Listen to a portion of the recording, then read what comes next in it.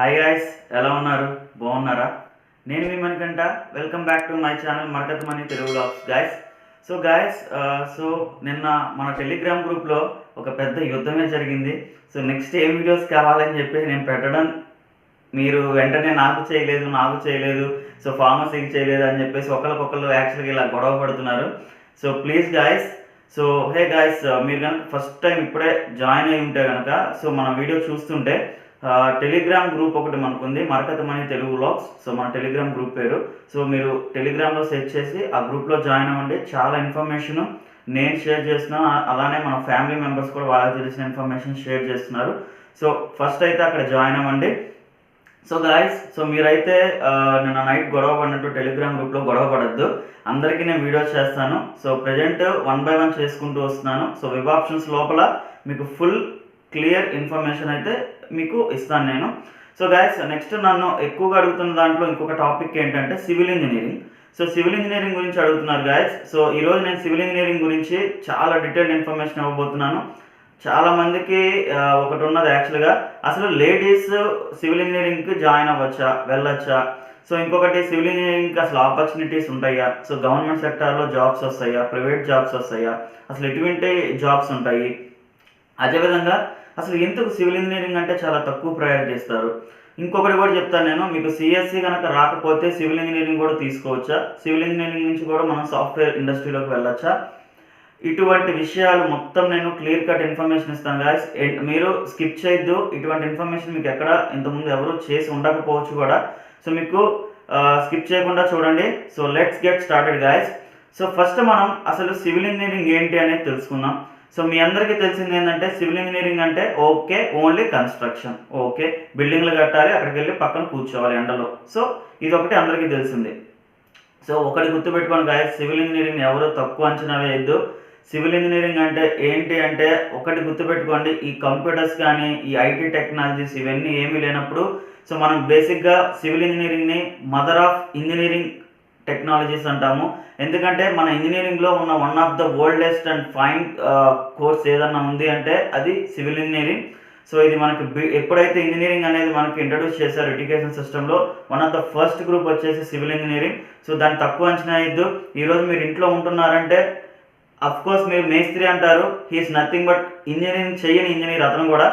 But మీరు ఏదైతే ఇప్పుడు నడుస్తున్న రోడ్లు కానీ, లేకపోతే మీరు ఆల్మోస్ట్ ఏదైనా ఫ్లైఓవర్స్ కానీ, ఏదైనా బ్రిడ్జ్ కానీ, ఇవి అన్నీ కూడా ఒక సివిల్ ఇంజనీర్ ద్వారా మాత్రమే జరిగింది. మీ అందరికీ తెలుసు, మోక్షగుండం విశ్వేశ్వరయ్య అతను ఎటువంటి టాప్ మోస్ట్ ఇంజనీర్ అనేది కూడా. So he's also one of the civil engineer. ఎటువంటి స్టేజ్కి వెళ్ళాడు అనేది మీ అందరికీ తెలుసు. సో ఇంకొకటి మీకు క్లియర్ కట్ ఇన్ఫర్మేషన్ ఇస్తాను. ఇప్పుడు అసలు సివిల్ ఇంజనీరింగ్లో ఏమేమి ఉంటాయి, అసలు ఓన్లీ కన్స్ట్రక్షన్లో బిల్డింగ్ కడుతుంటే లేకపోతే పక్కన ఉంచోవడమేనా, లేకపోతే వాళ్ళు ప్లాన్ గీసేసి పక్కన పడేయడమేనా, ఇదేనా అని చెప్పేసి మీకు క్లియర్గా ఇస్తాను. ఫస్ట్ గాయస్, సో మనకి సివిల్ ఇంజనీరింగ్లో వచ్చేప్పటికి 3 ఇంపార్టెంట్ ఫేజెస్ ఉంటాయి. ఫస్ట్ మనం కన్స్ట్రక్షన్, తర్వాత వచ్చేసి ప్లానింగ్, థర్డ్ వచ్చేసి డిజైనింగ్. సో ఈ 3లో మీకు ఏ జాబ్ రోల్స్ ఉంటాయి నేను చెప్తాను, ఎక్కడెక్కడ జాబ్స్ వస్తాయో కూడా నేను మీకు చెప్తాను. ఇంకొకటి, లేడీస్కి ఎక్కువ ఆపర్చునిటీస్ ఉంటాయా, జెంట్స్కి ఎక్కువ ఆపర్చునిటీస్ ఉంటాయా, అసలు లేడీస్ తీసుకోవచ్చా లేదా సివిల్ ఇంజనీరింగ్ కూడా ఇన్ఫర్మేషన్ చెప్తాను. సో ఇక్కడ మీరు చూడండి, ఫస్ట్ నేను ఏం చెప్పాను, కన్స్ట్రక్షన్ ఫీల్డ్ చెప్పాను. సో ఇక్కడ కన్స్ట్రక్షన్ ఫీల్డ్ అంటే ఏంటంటే, ఇప్పుడు మీరు బిల్డింగ్ కడుతూ ఉంటారు కదా. సో ఆ కడుతూ ఉన్నప్పుడు మనకి ఒక సైట్ ఇంజనీర్ అని ఉంటారు. సో వాళ్ళు ఏం చేస్తారంటే ఈ సూపర్వైజ్ చేస్తూ ఉంటారు. అంటే బిల్డింగ్ కరెక్ట్గా నడుస్తుందా లేదా, సో వర్క్ కరెక్ట్గా చేస్తున్నారా లేదా. తర్వాత ఇప్పుడు సపోజ్ ఇప్పుడు పెద్ద మీరు గేటెడ్ కమ్యూనిటీస్ తీసుకోండి, లేదంటే పెద్ద ఫ్యాక్టరీస్ తీసుకోండి, డిఫరెంట్ బ్లాక్స్ ఉంటాయి. సో అలా ఒక్కొక్క బ్లాక్కి 2-3 సైట్ ఇంజనీర్స్ ఉంటారనమాట. సో ఇది కొంచెం హారిబుల్ ఉంటుంది గాయస్ ఈ జాబ్ అనేది. ఎందుకంటే మనం ఎండలో ఉండాలి, వర్షం పడుతుంటే అట్లానే ఉండాలి. సో అదేవిధంగా లేబర్తో పని చేయించాలి. సో కొంచెము మనం సమ్టైమ్స్ కొంచెం హార్ష్గా మాట్లాడాల్సి వస్తుంది అవుట్పుట్ కోసము. సో మీరు ఎండకు ఎండుతూ ఉండాలి, ఈ టైప్ ఆఫ్ ఉంటుంది అనమాట. సైట్ ఇంజనీర్ జాబ్ ఏంటంటే కొంచెము సో ఎక్కువ లేబర్తో వర్క్ చేస్తూ ఉండాలన్నమాట మనం. సో అంటే ఎవరైతే మనకి ఈ సిమెంట్ వర్క్స్ చేస్తారో సో వాళ్ళతో క్లోజ్గా మూవ్ అవుతూ ఉంటాం. సో ఎక్కువ మనకి ఫీల్డ్ వర్క్ ఉంటుంది. సో ఇది కొంచెము దీంట్లో మాత్రం కొంచెం లేడీస్ కొంచెము వెళ్ళడం అనేది కొంచెం కష్టము సివిల్ ఇంజనీరింగ్లో. బట్ దీనికి మించి కూడా సివిల్ ఇంజనీరింగ్లో లేడీస్ టాప్ మోస్ట్ ఏమంటారు మనం, మంచి ప్యాకేజెస్, సో మనకి ఎండ్ చేసే ఫీల్డ్స్ కొన్ని ఉన్నాయి. సో అదే ఫీల్డ్ యాక్చువల్గా సో మీకు సైట్ ఇంజనీర్స్ అనేది ఎక్కువ కన్స్ట్రక్షన్ ఫీల్డ్ కేటగిరీలోకి వస్తుంది. సైట్ ఇంజనీర్స్, అదేవిధంగా సూపర్వైజర్స్, అదేవిధంగా మీకు క్వాలిటీ కంట్రోల్ ఆఫీసర్స్. సో వీళ్ళందరూ అంటే మీకు కరెక్ట్గా బిల్డింగ్ బేస్ ఎంత వేయాలి, సో అంటే ఇప్పుడు ఇంకొకటి సిమెంట్, ఇసుక అనేది అంటాం కదా, ఇవన్నీ కరెక్ట్గా సమపాలలో కలుపుతున్నారా లేదా, సో ఈ మానిటరింగ్ అంతా కన్స్ట్రక్షన్ దాంట్లో ఉంటుంది. ఇంకోటి గాయస్ మీకు నెక్స్ట్ ఫేజ్కి వెళ్ళిపోదాం. కన్స్ట్రక్షన్ అయిపోయిన తర్వాత ప్లానింగ్ ఉంటుంది.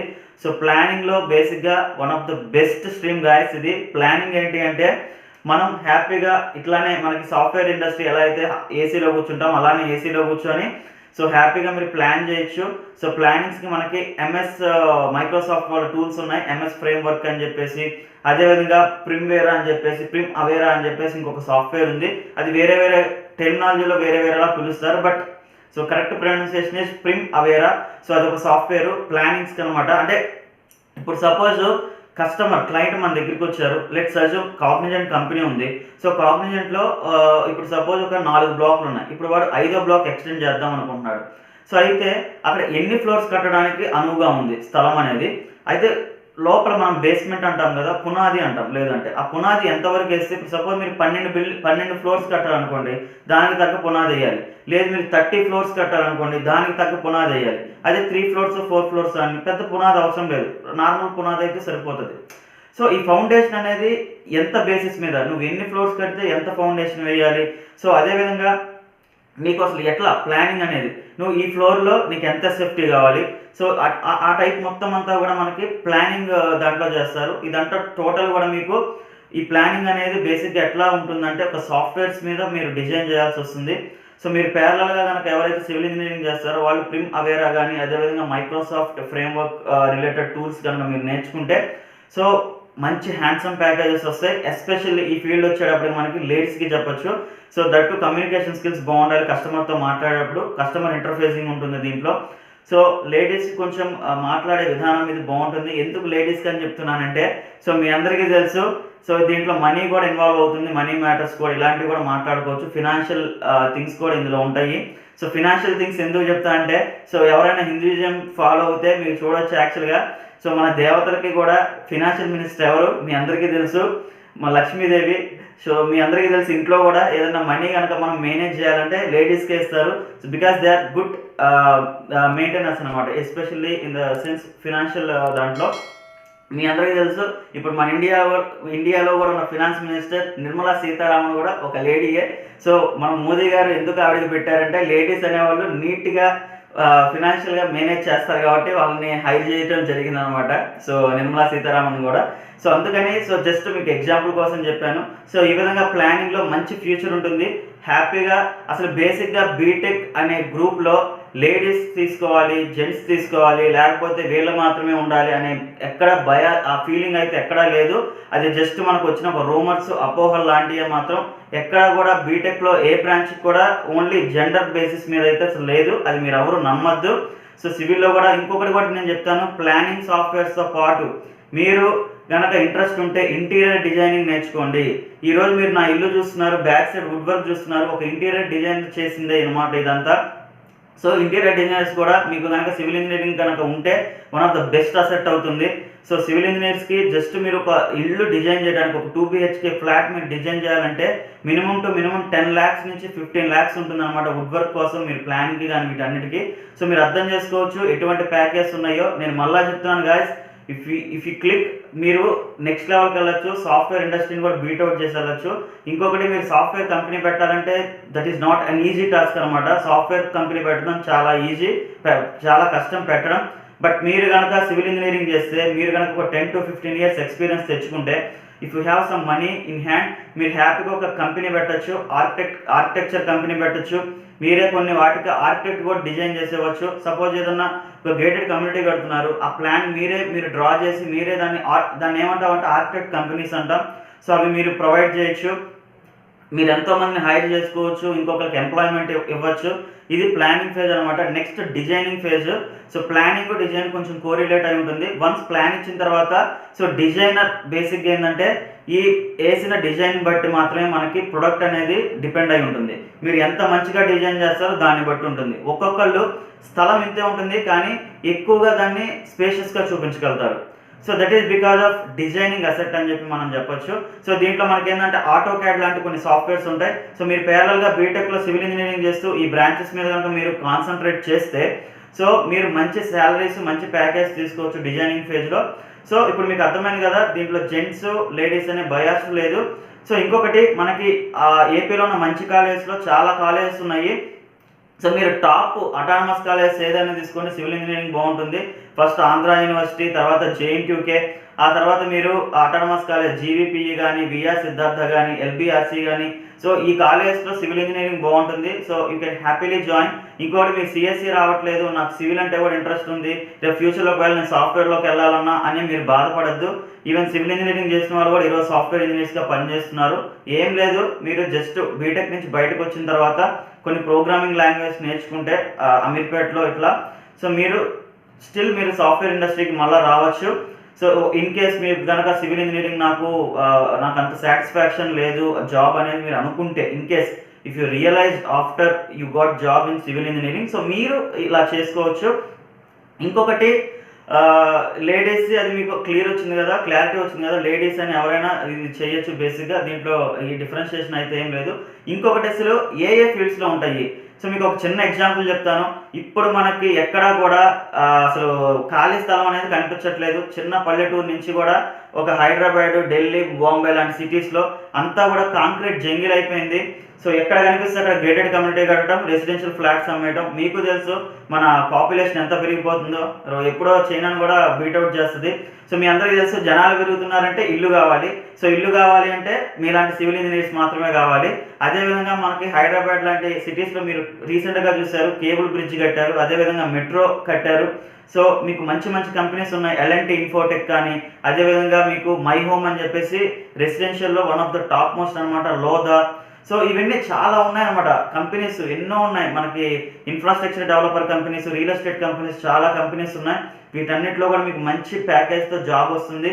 మీకు ఇనీషియల్గా కొంచెం తక్కువ ఉండొచ్చు కానీ 15-20తో మీరు స్టార్ట్ అవుతారు. But if you get the knowledge automatically మీకు ఆటోమేటిక్గా డ్రాస్టిక్గా ఇంక్రీజ్ అవుతుంది, పెద్ద పెద్ద కంపెనీస్లోకి వెళ్ళొచ్చు. సో ఇది బేసిక్గా. అదేవిధంగా గవర్నమెంట్ సెక్టర్ ఎట్లా ఉంటుందని అడుగుతున్నారు. సో గవర్నమెంట్ సెక్టర్ మీకు ఆల్రెడీ ఇంతకుముందు చెప్పాను వీడియోలో, ఐఈఎస్ అని చెప్పేసి మనకి ఇండియన్ ఇంజనీరింగ్ సర్వీసెస్ అని చెప్పేసి ఒక ఎగ్జామ్ ఉంటుంది.